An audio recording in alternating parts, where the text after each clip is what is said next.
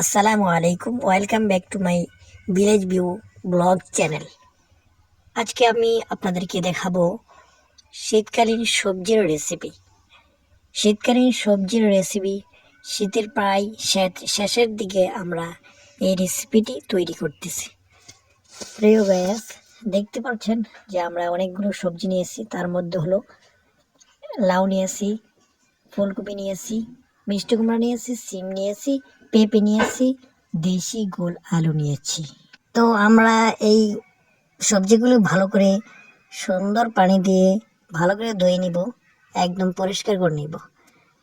দেখতে পাচ্ছ আমরা কি বড় একটা বোলের মধ্যে ভালো করে পরিষ্কার করে নিয়েছি। তারপর সবজিগুলি সাজিয়ে রেখেছি। অতঃপর টমেটো, ধনে পাতা এবং মশলা পাতা নিয়েছি। তো এখন আমরা দিয়েছি মরিচের গুঁড়া, হলুদের গুঁড়া, ধনিয়ার গুঁড়া এবং আদা বাটা, রসুন বাটা, পেঁয়াজ বাটা, জিরার গুঁড়া, গরম মশলার গুঁড়া, পাঁচফোড়ন এবং স্বাদ মতো লবণ দিয়েছি। তারপর আমরা কড়াই বসিয়ে দিয়েছি এবং তেল দিয়েছি।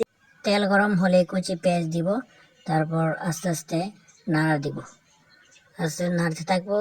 পেঁয়াজের কালার যখন বাদামি রঙের হবে তখন আমরা ওই সব মশলাগুলো ভালো করে দিয়ে দিব। দেখতে পাচ্ছ আমি এক হাতে মোবাইল ধরছি, এক হাতে ভিডিও করতেছি আর এক হাতে মশলাগুলো ঢেলতেছি। দুঃখের বশত আমাদের এখানে কোনো ক্যামেরাম্যান ছিল না, আমি একাই রান্না করতেছি।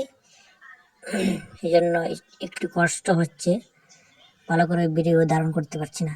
অতঃপর ভালো করে নেড়ে দিব, ব্লগ আসা পর্যন্ত ভালো করে নাড়ব। তোমার সকল সবজিগুলো দিয়ে দেব, ঢাকনা দিয়ে ঢেকে দিব।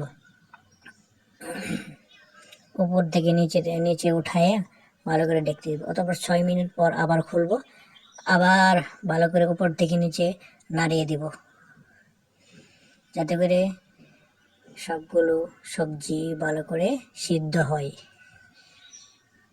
একদম পরিমাণ মতো সিদ্ধ করে নিব। অতঃপর আমরা টমেটোগুলো দিয়ে দেব। টমেটো পরে দেওয়ার কারণ হলো, টমেটো প্রথম দিলে টমেটোগুলো গলে একদম ছোট হয়ে যাবে, তারপর আর খুঁজে পাওয়া যাবে না টমেটো।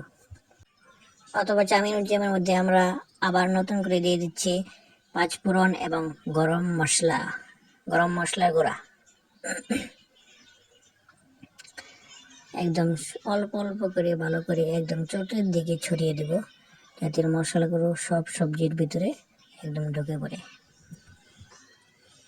তারপর আবার নাড়িয়ে দিব ভালো করে, একদম উপর থেকে নিচ থেকে নাড়িয়ে দিব। অতঃপর আমরা এখানে আবার দিয়ে দিব ধনিয়ার পাতা এবং মশলা পাতা এবং কিছু কাঁচামরিচ, অনেকে লঙ্কা বলে, কাঁচামরিচ বা লঙ্কা যেটাই বলেন, ভালো করে দিয়ে দিব। তারপর আবার ঝাক্কা করে নাড়াচাড়া করে দিব। আবার ডেকে দিব 40 মিনিট পর। দেখতে পাচ্ছ যে আমার কি সুন্দর ফ্লেভার আসছে, একদম ঘ্রাণে সুস্বাদু, একদম ঘ্রাণে আমার মুখরিত, পুরা ঘর বাড়ি মুখরিত হয়ে যাচ্ছে। এমন সবজি বানানো খুবই কষ্টকর। এবার রেসিপি থেকে অনেক সুস্বাদু হয়েছে। এখন যারা আমার চ্যানেলটি সাবস্ক্রাইব করেন অতি শীঘ্রই সাবস্ক্রাইব করে থাকুন।